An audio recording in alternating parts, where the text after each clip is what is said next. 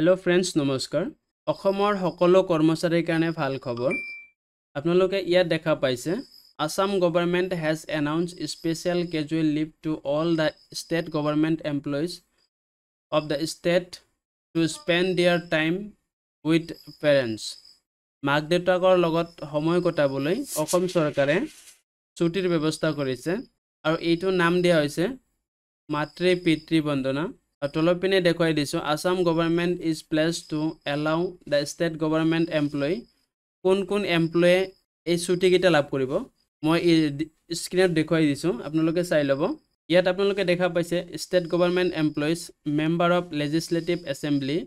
MLA বিলাকেও পাব teachers বিলাকে পাব প্ৰফেসৰে পাব পুলিশ ডিপাৰ্টমেন্ট এমপ্লয়িছে পাব আৰু ৰেভিনিউ ডিপাৰ্টমেন্ট এমপ্লয়িছে এই ছুটিখিনি লাভ কৰিব এতিয়া দেখাই দিছো কোন তাৰিখৰ পৰা কোন তাৰিখলৈকে ছুটি পাব 6 নৱেম্বৰ তাৰিখে লিভ এপ্লাইড 7 নৱেম্বৰটো ছট পূজা আছে 8 নৱেম্বৰটো লিভ এপ্লাইড আৰু 9 নৱেম্বৰটো সেকেন্ড স্যাটাৰডে আৰু 10 নৱেম্বৰটো সানডে এনেকৈ আপোনালোকে 5 দিন সময় কটাব পাৰিব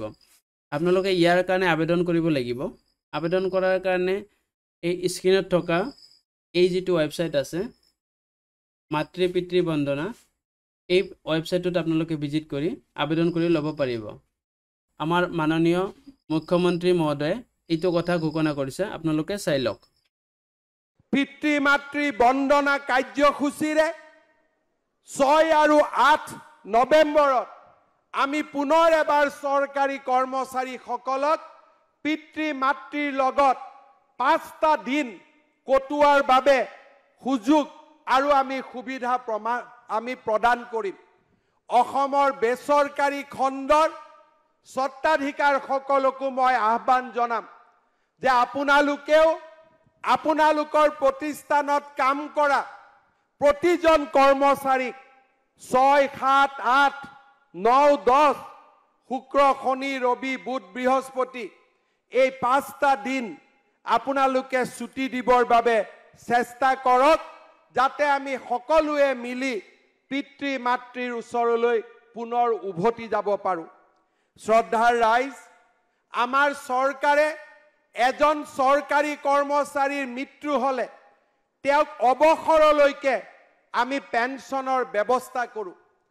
চৰকাৰে এইবাৰ সিদ্ধান্ত লৈছে যে এজন সন্তানৰ পেনশনত তেওঁৰ বৃদ্ধ পিতৃ মাতৃৰো অধিকাৰ আছে আৰু সেই কাৰণে এইবাৰ আমি পেনশনক সম বিতৰণ কৰাৰ বাবে সিদ্ধান্ত লৈছো সহানুভূতিমূলক পেনশনৰ 80% মৃত কৰ্মচাৰীজনৰ পৰিবাৰে লাভ কৰিব কিন্তু 20% পেনশন তেওঁলোকৰ বৃদ্ধ পিতৃ মাতৃয়ে আজীবন লাভ কৰিব আৰু তেওঁলোকৰ মৃত্যুৰ পিছত সেই 20% পেনশন পুনৰ পৰিবাৰলৈকে উভতি আহিব আমি এখন মমতাময়ী কৰোণাময়ী সমাজ অসমত নিৰ্মাণৰ বাবে আমি প্ৰচেষ্টা কৰিছো